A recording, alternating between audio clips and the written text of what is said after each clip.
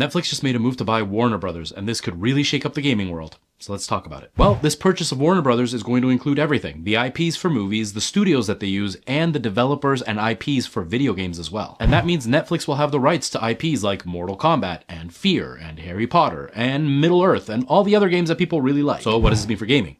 Nobody really knows because there hasn't been an announcement and it hasn't been confirmed yet, but there are a couple of educated guesses we can take. Netflix has been trying to get into gaming for a little while. At first they were trying to get games on their actual service, but eventually they started moving towards the mobile realm, allowing you to play games as long as you had a Netflix account. For example, Shredder's Revenge, which is a throwback to the old arcade-style Ninja Turtles games, which you can play on mobile as long as you have a Netflix account, and you can't buy it any other way. First of all, let's go with the least likely. Nothing happens. Everything continues the way it's always gone when it comes to gaming development in the Warner Brothers franchise. Another option is that they just raise the price of Netflix and then they include these games in the membership like they've done with the mobile games. But the third option could be very interesting because they could just create a whole new subscription for the video games specifically and do a Netflix for movies and a Netflix for games. And the reason I say this is interesting is it could be another competitor to Game Pass, allowing you to have a membership that every month has access to these games, and as long as you're a member you can play any game. But either way, Netflix owning Warner Brothers and all the IPs included is not a good thing. Any monopoly isn't a good thing because it usually leads to cutting corners and cutting staff, like the gaming industry does. It also leads to trying to reduce quality to make more profits,